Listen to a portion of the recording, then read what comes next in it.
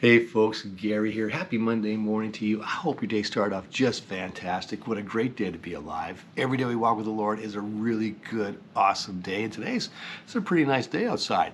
I have no idea what the temperature is, but it actually felt quite pleasant when Cole and I were out there earlier. So it's still super dark out there and everything, but temperature doesn't feel too bad. So hey, get out and enjoy your day. I hope you had a really good week last week. I hope that your week was full of family. I hope your week was full of friends. I hope your week was full of great things to eat. I hope you were able to bless people. I hope people were able to bless you. I hope you had a really, really good week last week celebrating our Lord. And there's something about celebrating Jesus that makes it just so much greater. Of course, it's supposed to be all about Jesus. That's the idea behind it. Although the world celebrates this and they have a good time too.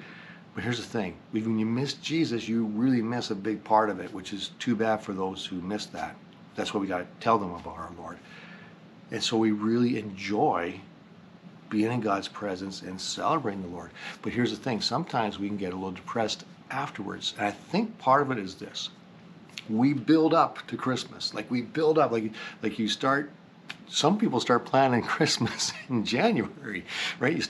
January comes around and you're building up, and then you get to December. And it's like this great big huge thing that takes place. And it is a big huge thing. Think about everything that happens around Christmas. It is huge. It's like it's the Super Bowl. It's the finale. And I remember saying that as a pastor at times because people say, hey, you're going to get away? You're going to enjoy this? You're going to rest? It's like, dude, this is like our Super Bowl. There's just so much going on.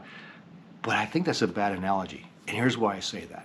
Because the Super Bowl is the finale. The Super Bowl is everything leads up to this big, huge event. But that's not what Christmas is supposed to be about. Now, obviously we see that because it's at the very end of the year. It's like everything builds up to the end of this year. Of course, we know that Jesus more than likely wasn't born in December. It's probably more in springtime, but we celebrate in December, and that's what we do. But it builds up. It's like this is a conclusion. But it's not a conclusion. It's actually the beginning. This is where it starts. This is the beginning. It's not the Super Bowl at all.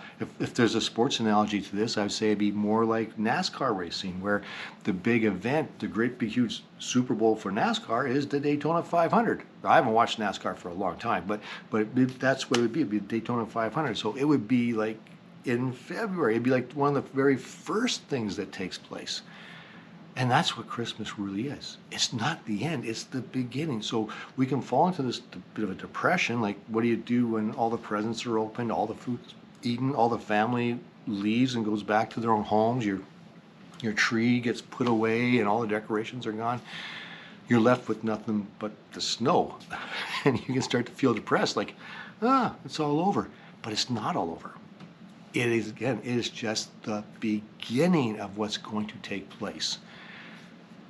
The shepherds are a great example of this. We read about the shepherds visiting Mary and Joseph and Jesus as the angels have told them to. We read that in Luke chapter 2.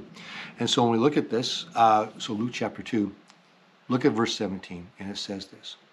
After seeing him, so after seeing Jesus, the shepherds told everyone what had happened and what the angel had said to them about this child. So after seeing Jesus, after seeing him, they're so full of joy, they tell everyone they see about who Jesus is. They're changed. This is not a conclusion, it's a beginning for them.